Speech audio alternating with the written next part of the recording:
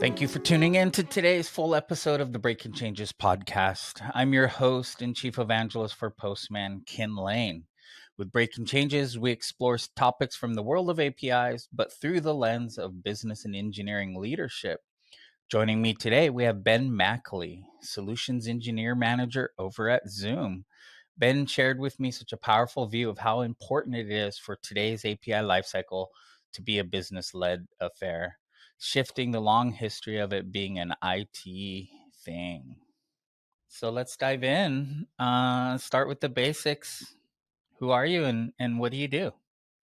Yeah, so I'm Ben Mackley. I'm a solutions architect manager at Zoom, and I connect enterprise software systems together as the solutions architect manager. So my team works with our platform. It's called Zoom Contact Center now, but we're essentially a chatbot, and we connect with other CRMs and other software providers out there. So our team is really involved in the nitty gritty with the APIs, making sure that the data is flowing properly, that we're secure when we're connecting systems together, and that we're fulfilling the customer's business needs as well.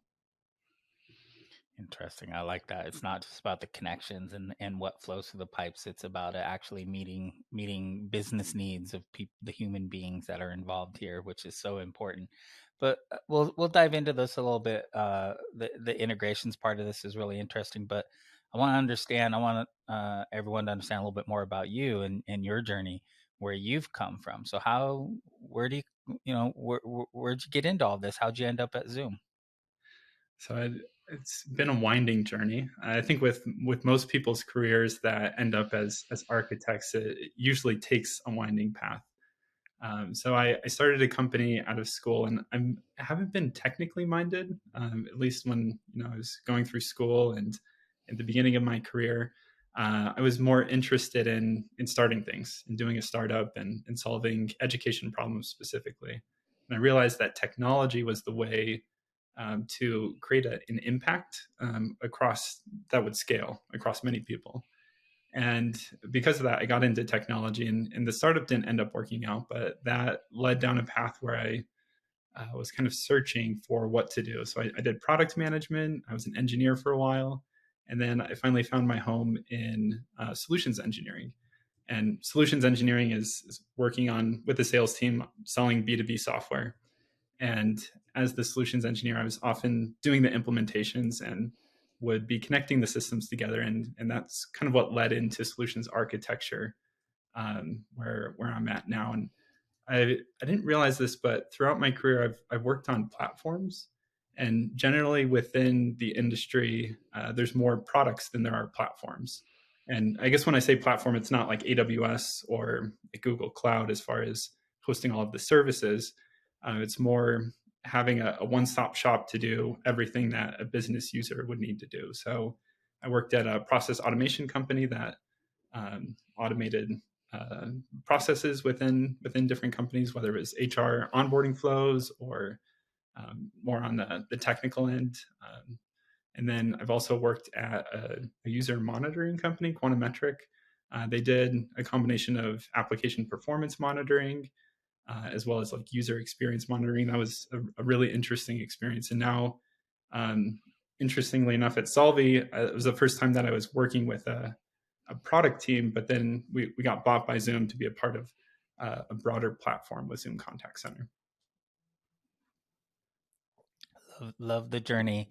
Definitely, I love the product management, engineering, solutions, architecture, and engineering kind of focus and journey, because I don't think those career paths are getting as much of attention in the kind of Silicon Valley or technology narrative. You hear a lot about engineers and being an engineer. You're starting to hear more about product management. I wouldn't say it rivals as much, but I hear very little advice, guidance, showcasing that solutions engineering or solutions architecture is even a path that you can find and you can go to. So how, like, I mean, were you just why'd you end up here? Because it spoke to you more, or like what are the reasons? So I I feel like the sales teams in B2B, they need somebody that thinks both on a business side but also understands the product. And I think I got into sales because my working in the startup, I realized how important sales is to the lifeblood of a company. If you're not selling your product, if you're not interacting with your customers, then the product will die eventually, and then the business will die because there's no revenue coming in.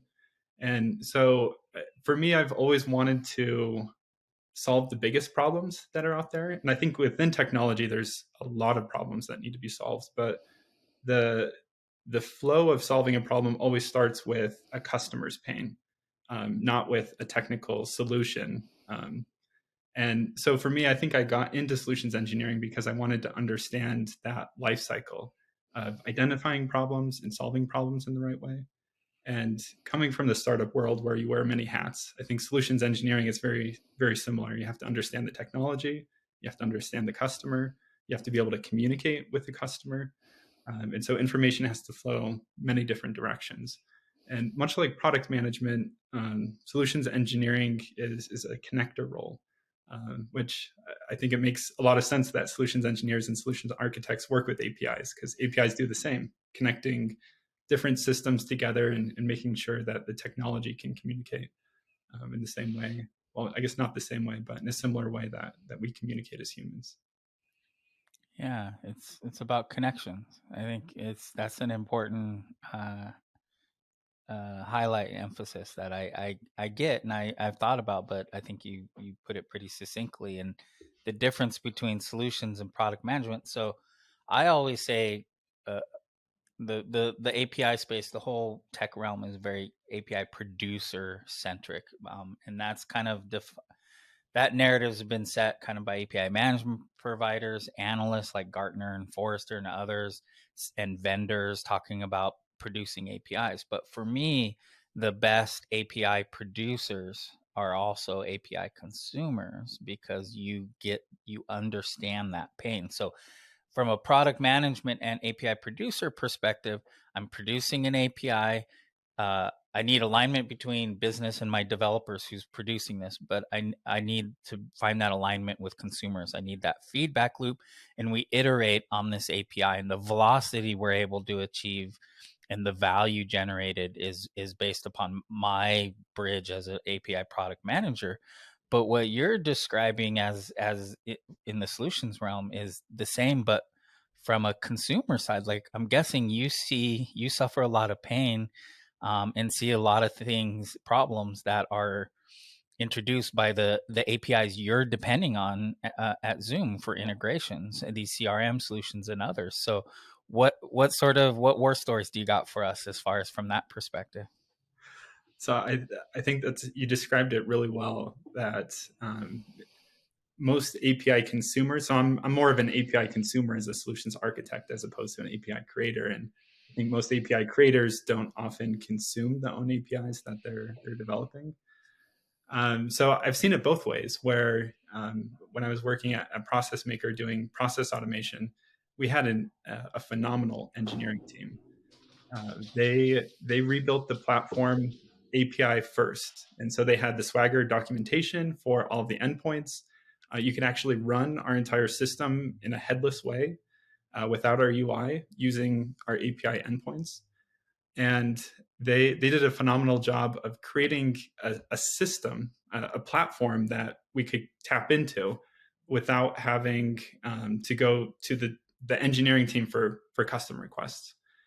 And on the flip side, I felt we were getting there and we were improving as far as helping them on the consumer side, of giving them feedback of what would be helpful. But I feel like that was almost underutilized. So the marketing aspect of the product that they built, like letting our customers know and then letting our salespeople know and how to sell our product to a technical audience, I feel like there was a huge gap there. And I was there at the beginning stages of the product, so I don't know where they've gone since, but hopefully they've been able to make that shift to sell to those technical audiences and educate the consumers in a way where they can understand the power of the product. And then I guess I've been on the opposite side where, as a solutions architect, we've been craving, we've craved APIs on our own side, that our engineering team could build those so that we could pass the work off to the customer instead of having to do custom work and building custom products for every every customer that we have. So I think it goes both ways, and having a connection between the team that's building, the product management team, and the engineers that are creating the APIs, and then the consumers that are going to be utilizing them, whether it's customers or the internal users at the company is really important. But I know that you've done a lot of work on this space. So what have you found to be effective as far as like working with customers? Has there been a process or a method that you've used to get the feedback when you're creating the APIs that have been helpful? Yeah, I mean, this is definitely one of those areas that um, I've seen different things work in different organizations and different ecosystems because of the culture or the industry or where I think everyone collectively is in their API journey. So, like most areas of the API lifecycle, I'm always uh, asterisk. This is not one solution that's going to fix it for everybody, but definitely feedback loops that are what I'm seeing right now shift is the narrative around APIs for the last decade has been here's a portal, here's reference documentation for everything, and here's you can submit a ticket, and here's a community forum, and we'll use the community forum and the tickets as this feedback loop. And what I've seen is with companies like Twitter is a good example of this. I'm not big on naming names, but Twitter I think is a really interesting example of they they get a lot of hostility in that forum because for some reason forums as a feedback loop mechanism brings out the anger in some of us, and we say things in ways that either we feel empowered to be kind of mean and ruthless, or maybe we're just being not heard in the right way. And what I'm seeing evolve right now is developer experience and investment in developer experience change and diversify these feedback loops that you set up. So the forum and the ticket becomes blog post and social feedback around it, or it becomes um, it becomes channels that are very suited to the audience who you're targeting because you've done your research, you've done your due diligence on who are we targeting with this. So you're using TikTok appropriately because you're targeting the right audience, or you're using Hacker News because you know who you're going after is right there. And so your feedback loops gets tailored to that channel, that target audience. If it's internal, it's done through teams and the feedback loop if it's for microservices and APIs for a certain domain within an enterprise. So that developer experience, that investment in that consciously constructing a feedback loop, it really defines what how you gather that, how you use it, and the tone of it. And back to the Twitter example, Twitter has started for their Twitter Spaces API. They before they got to work on it, they actually fired up a Twitter Spaces to have a audio conversation, a town hall discussion about what should the Twitter Spaces API be or do, or should we even have one? And a whole bunch of people showed up, a bunch of developers in the developer community, and Daniele, the product manager in charge, was looked at some of the names and goes, "Oh no, like these are some of the angry people from the forum. Oh my gosh," and had a lot of anxiety about that. But then once turned on the audio, they were very cordial and very social. And so he's trying to figure out, was it that they felt more empowered to be mean and cruel on the forum? Did he interpret it wrong? Is the audio more of an experience, the town hall format, and an audio people are more friendlier? He's still processing all of that. But I guess my point back answering to your question is developer experience is shifting how investment developer experience is shifting how we construct these feedback loops, and the maturity and visibility public private partner of our APIs, um, very much dictates what channels we use and how we gather feedback, and then how we listen and filter through based upon the volume of feedback we're getting. Yeah, I think that's an incredibly important point. And when I was studying education, I did my master's in educational technology, and the way that we learn is through feedback, and whether that's technologically, so like with APIs and with programs that we write, the reason that we have error logs is because it's a feedback mechanism. And like what you were describing with Twitter, it makes a lot of sense because companies that are open to feedback are the ones that are going to be improving and creating this not only great developer experience, but I think the great developer experience translates to a great user experience down the road, and really a product that serves the customers as opposed to a product that the customers have to adapt to their own environment. So that's, I think that's an interesting story, but also an interesting idea of developing these feedback loops according to the product that it needs. Like, might be Hacker News, might be a Twitter feed, might be just issues on GitHub that are posted. But really, every product that is open to feedback will get that. Um, the What's the resources. what's the what's the cultural, like, I see a lot of folks who talk about feedback loops, talk about product management, talk about empathy. They're even like, how do we develop empathy for our customers?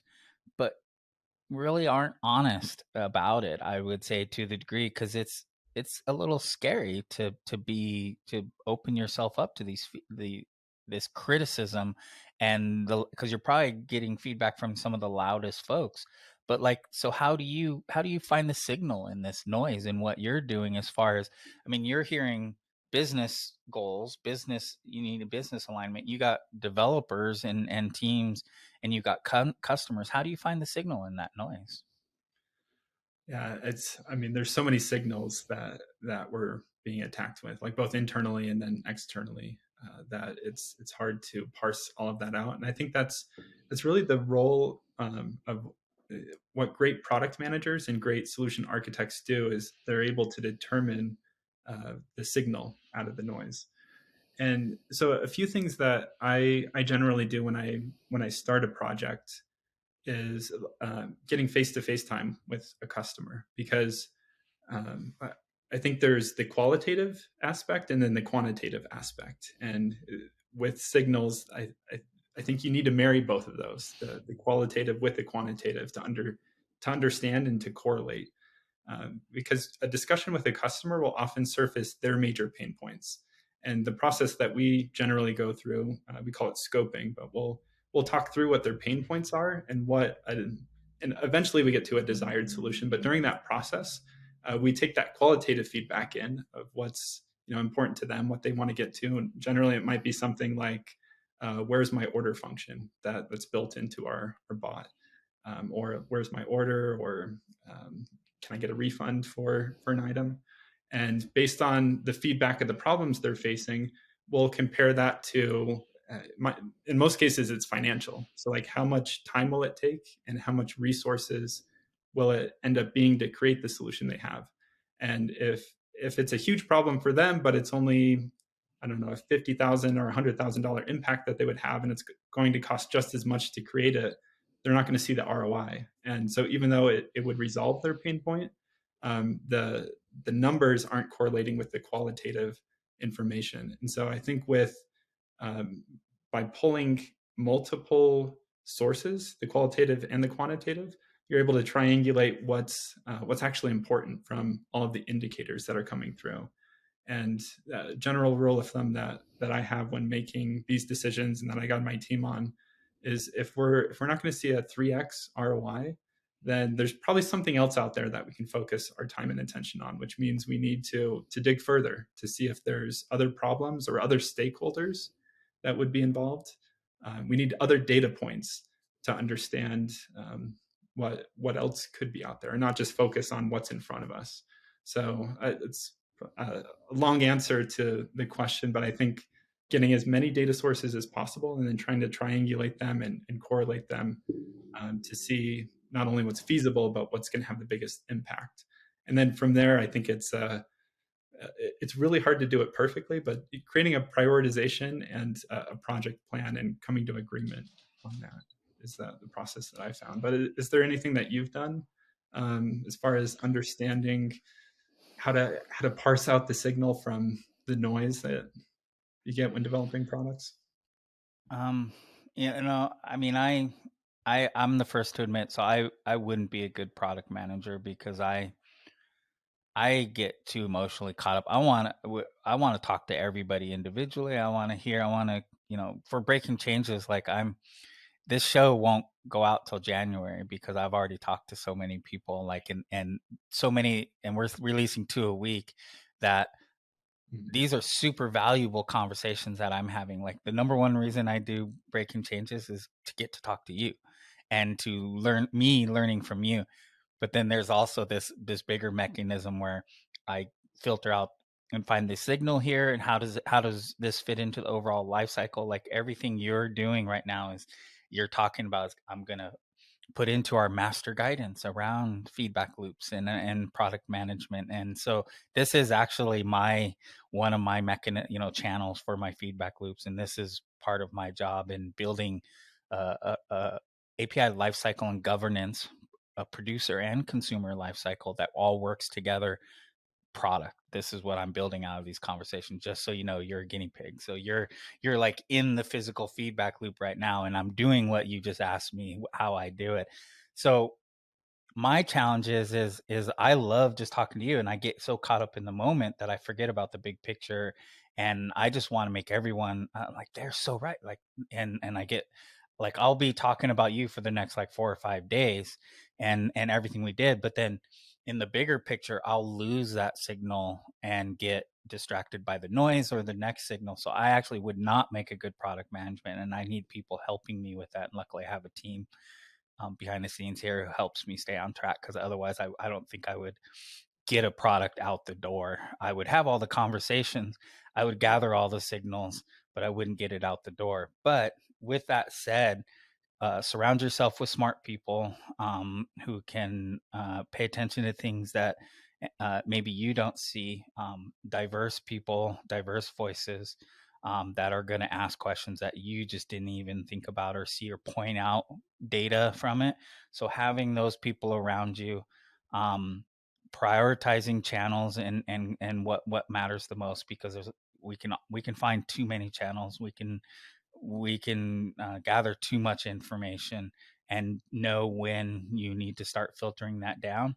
But then for me, I just follow my gut and what I feel intuitively is going to matter the most, based upon those conversations I had and my understanding of the space and people. And I talk to so many people. Um, I trust my gut a lot. I know gut based it isn't probably a sensible way to and scalable way, but I talk to a lot of people, and I've been doing this a while. I trust my gut, but I don't know if that's right or wrong. Yeah, I mean you're doing so much qualitative. You have so many qualitative feedback loops through your conversation that it's probably why you can trust your gut. Is you've done this so many times that if something feels off, there's even if you can't pinpoint the reason, there's data behind it, but the gut comes much quicker than the data does, and Yes. I think that's why it's important to So have a team. yeah, definitely the team is critical for me. Like, cause that's why I'm at Postman. Cause I was doing this a long time on my own independently, and it only got me so far. You have to have a team. You have to have people working, but you have to, and I'm also learning, one of the things I'm learning from my team. So, hired someone named Deepa Goya from PayPal recently, and she's helping me think through all the product manager, developer experience stuff. And repeatedly in conversations I find myself she catches me in a API producer mindset, where she's coming at it from a developer journey, from a consumer perspective, and she's like, what, she asked me like, well, that just didn't make sense what you just said, like and I explain again, yes it does. And she's like, well, that's you're the producer, like, no, this is about the consumer. And she's constantly advocating for the consumer and getting, and I just made me realize how locked into this mindset I am. And that's really what I think captured me about you and your perspective. So everything that you just said about prioritization and finding the signal, how do you reconcile that with the APIs you depend on? So we won't name names, but you connecting to a CRM solution that is trying to prioritize what they should build and what they should make available. They have somewhat of a maybe a barrier between you and them. You have one or two channels that you can submit your feedback. Like, how do you make yourself heard, or how much time do you make carve out for being the signal for these providers, these producers, and giving them what they need to produce not just what you need, but a better product that's going to make your job easier down the road? Yeah, I think the answer is I don't carve enough time out to give feedback and to help the producers create better products. I think internally it's really easy because having Zoom chat or Slack or the internal communication tools, it's really easy for me to connect with my the integrations engineering team or the back end teams that are creating these APIs. We have a really good relationship and we've developed that over time with other vendors. So oftentimes we'll come into an implementation and we'll be one of two or three or four different vendors working on the project, and it's a lot harder because we don't have that trust, and we haven't developed a set routine as far as how we communicate, and it's learning that relationship every time. And so I think for me, the process that I generally follow is if I have to choose who I'm going to be working with, if I have to choose the producers that I'm working with, I'm going to look for the ones that are open, the ones that have invested in their developer experience and have created documentation and that have done marketing or that have resources to talk to others in the community. Because I know that when I do come with feedback to them, that they'll at least hear that and internalize it, and it won't fall on deaf ears. I was talking with a friend of mine um, who's using the company that I worked at previously, and he was trying to integrate with customer on the chat side, and he was telling me that the process that they have, they don't bubble up their errors. So it's a very tight system, and there's always a trade-off, right? Having an open system means that there's higher security vulnerabilities, and so you can't be completely open, but at the same time, if you're completely closed, it's very difficult for others to work with you. And he was having this problem where the error messages weren't getting bubbled up, and the events weren't bubbling up, and so he wasn't able to connect the systems together to create this monitoring with the application and with the chat. So the chat was essentially not showing up in that real time user monitoring that they had. And he talked with the customer team, and he brought this up. He's like, I'm not seeing the errors, and I'm not getting the events that I need to handle these issues. And the customer team essentially said, yeah, we know it's because it's going to be less secure, and we'll let our development team know, but we can't make any promises. And just like hearing his frustration and having gone through that myself so many different times, I'm in a position where I can choose who I work with, at least more than I have earlier on in my career. And so that's what I generally look for now, is people that are willing to be open and to take feedback and give feedback, so that feedback loop is really tight, so that we can deliver product quickly and that we can deliver the best developer experience and customer experience. And then I think from there, once the relationship is established, it's really just doing the work and kind of building on that. But setting everything up for success and choosing the right people to work with is incredibly important throughout that process. Yeah, the heard a couple really interesting things in there. So I've long advocated that part of your feedback loop, the design of your API is part of your feedback loop, meaning the status codes you return is part of the feedback loop with your consumer. And so thoughtful design is really important, because you're going to minimize people having to come and submit a ticket and be the, I guess, the direct feedback loop mechanisms, because your this indirect, this kind of soft feedback loop part of your design is good or bad. So your volume tickets will be lower or higher based upon this. So that's like the design of your API is very much part of your feedback loop. But the second dimension of what I heard you say is, for me, APIs are a balance between access and control. And I see this.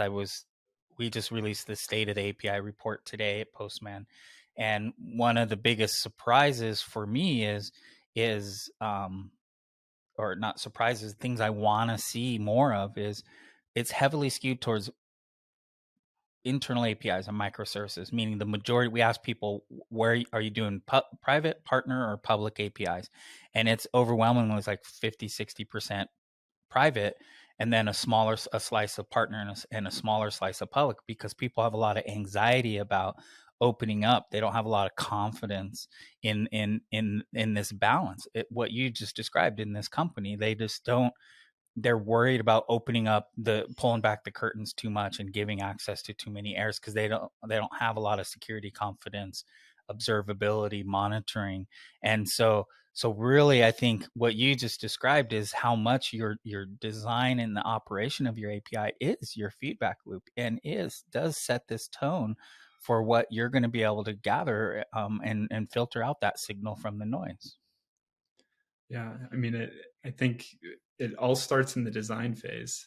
So on the product design, how are we developing error codes? It seems like such a trivial thing, but in the long run of launching an application and maintaining an application, the maintenance is much lower if the design is spec'd out properly and user input is taken, and like you do the testing to identify like what error codes should be coming up.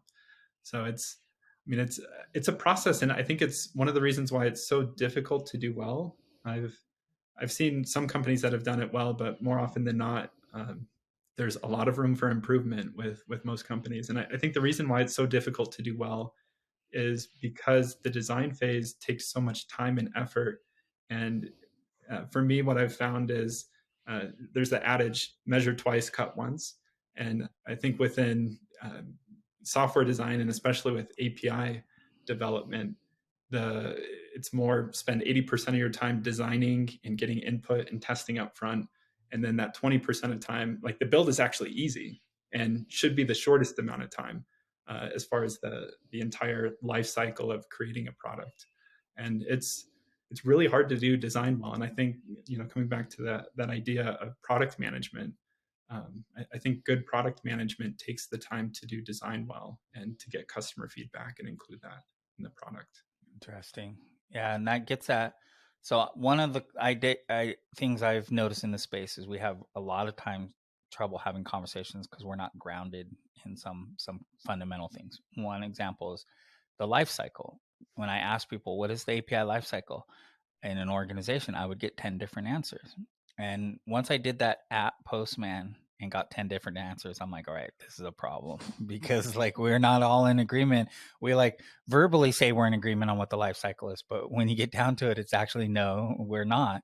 And I noticed that the life cycle for a lot of, you go talk to developers, is it's develop, deploy. And then somewhere in there, we added test, so that you develop and you build your test driven development, and then you deploy, and those tests benefit. And then we started shifting security a little bit left. So you got a security review in there and you got some security, but it's still development, test, security, and deploy. And then once we started adding this define and design stage, we got pitchforks from developers going, "No, I'm not a designer. I'm not a YAMLer. I'm not going to design in YAML. I'm a developer." And so code first kind of is winning out over design first. But what I heard you say is this is a product management task. So I feel like the define and design stage, and then we're also seeing it. So that's the bookend at the beginning of the conversation. Once you deploy, I have observability and distribute as the next stages. Those bookends, those two areas are also product manager, because what metrics, how am I measuring all success, all of this? And then am I distributing it and documenting, getting it in front of the right people, and then getting that feedback loop back to the beginning. And so those bookend stages, I see a lot of groups expecting their developers to do those.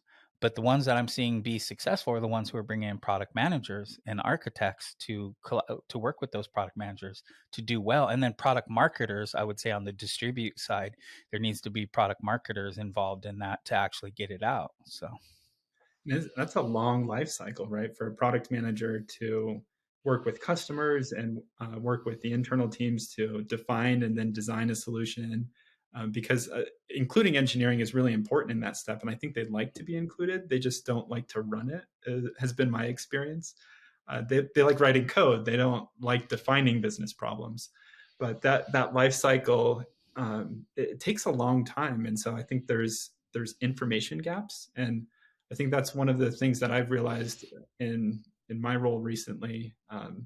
Stepping into management is most problems are communication problems, and like even at the API level, that's what we've been talking about. Of error codes is a way to communicate that something is broken, and so building good communication paths and doing it in an agile way where it's iterative, where you can go through that process and then come back and go through it multiple times. And the tighter that loop is, the quicker the product will get out and the higher quality it will be. So I think oftentimes we think that it's a divide, like quality. If we want a higher quality product, it's going to take longer. But at least in my experience, it's been the opposite. The products that ship quicker end up being higher quality because they have that loop tied down pretty quickly.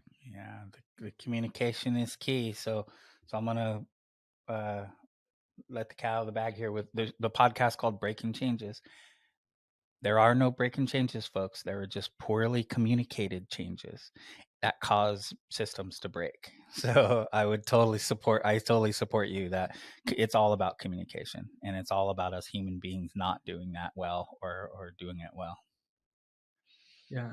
And has there been something that you found that makes that effective, of like going through those steps and like building a process, as far as going from design to implement it, like the development to the deployment to the observability to product marketing and getting that loop done?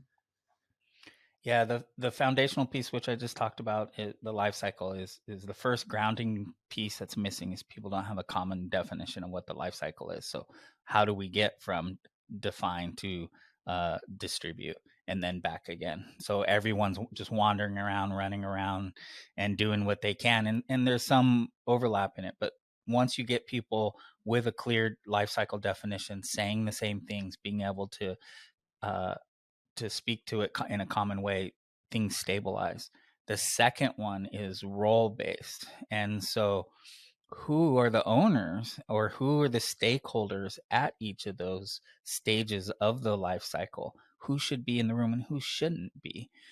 Because this is what you said about developers is like, developers want to be included in the define and design. They just don't want to own it, and they don't want to do all that business research.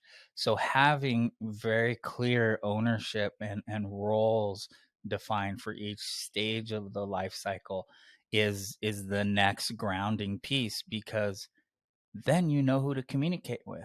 You know, hey Joanne, I just finished the requirements. Can you look at it? Hey Ted, I just finished the mocking. Why don't you play with it and see if it actually meets the contract that we discussed? So, and without those clear stages and roles, that communication doesn't happen, and that's where the friction comes in. And maybe this is just the developer mindset, but to me, it's almost like designing good applications is the same as designing good processes for building those applications. And just like we would define a GET request and say which parameter or which query parameters we can use with that GET request, I think defining a role is very similar to API documentation, where if we say who owns a role and like what responsibilities are associated with that role, and then communicating that with the team so that everybody knows who else to talk to, allows that information to flow much more smoothly. So I mean, it's from an architect mindset, it's like interesting to me how the same principles apply whether we're dealing with code or whether we're dealing with humans, or something completely different. Yeah, yeah. Well, I was trying to write this up in an articulate way yesterday, but is are everything we're doing for applications and integrations, the reasons why we're doing APIs, the same applies to the APIs, because the infrastructure we use to deliver each stage of their APIs have APIs behind them. And so we can automate, we can communicate. There's a lot of things you can do strategically with your API lifecycle that you can accomplish with APIs that'll help you automate, stabilize, communicate, iterate, all these collaborate, all these things that are the nutrients, that are the deficiencies that exist in the life cycle. And so we noticed this with our apps. We were building web apps, and then we're building multiple mobile apps. Then we're building partner integrations here and there. And we started identifying along the way, we need a strategy for this. We need an API strategy for these resources, these capabilities, and experiences. Now we just need a strategy for our APIs also, and the life cycle, and the governance in a similar way, and so that we can begin to stabilize how we do APIs and get more consistent and how we communicate. Because without that, the humans are the biggest problem, because that's how we work. We've got to be able to collaborate and work together and understand and find that forward motion. And without that structure and framework, we're never going to get there. So how have you seen the best systems set up? So like you described that flow of like product management, bookending the development, and then like on the observability piece, I imagine there's a DevOps team that helps with the deployments and setting up those process, and product marketing to like help interface with customers. But I mean, it takes coordination. So I'm like, who's sitting on top of that? And like, what is the best organizational design to help with good Yeah. API design? Like I imagine with everyone that you talk to that you have some good insight. Yeah. Yeah, no, I'm working on I have a lot of good insight, working on best how to put that out there and communicate that. And like I said, these conversations are part of that. And so I talk to a lot of groups who have a center of excellences when it comes to their API design, their governance, that are creating design guidelines, security guidelines, things that are cross-cutting across the life cycle. So defining the life cycle, but defining how we document, how we test, how we secure, and providing as much guidance and enablement along those lines from a central standpoint. Now, with that said, I've also seen a lot of groups try to govern with a capital G, governance from top down, and hand these down to teams and just cause mayhem because it was mandated. It was everything. Every API's got to be exactly the same. Every team's got to operate exactly the same, use the same source control and CI/CD, and it's just not how it works in across an often distributed enterprise landscape that's either broken up by lines of business, tribal boundaries, acquisitions, geographic regions, regulatory compliant. So the the ones that I see working are, there is a centralized guidance and investment in resources. um, they have champions that are part of federated teams who then help champion those centralized concepts, tasks. But capital G governance on the ground floor is lowercase g governance, or more appropriately, enablement. So I can apply these standards because someone else did the work to go find them, and to make it easy for me to do it in my VS Code and apply standard pagination or standard design or standard and I've got linting rules. Someone thoughtfully put together a set of spectral linting rules that when I'm editing a YAML document or a JSON document for my API contract, it's catching most of the mistakes that I'm going to make as a designer and enabling me to deliver a better API. And oh, by the way, I can have those in the pipeline if I want. If my team's mature enough and my APIs are mature enough, I can have them catch it in the CI/CD pipeline, those design gaps. Because even me as an expert, like Monday, Tuesday, I'm great at remembering all those, but Thursday I woke up in a bad mood. I came to work, I pushed some code, or a API contract, and I forgot 30 things because I was just in a really bad mood. I know I'm better, so I need that pipeline to catch that for me, and I don't see it as enforcement. So like being able to centrally define a lot of these, distribute and enable teams to use as much, but then also leave room for autonomy and agency for teams to do what they need that may work and be a better solution, and then feedback loops keep that API strategy, guidance, governance, a living kind of feedback loop, and then gather feedback from those champions and teams. Repeat, repeat. But you have to embrace a federated approach and find the balance between centralization and federation that's going to work. And then you bring in the ops team. How does your ops teams fit into that? How do your security teams fit into that?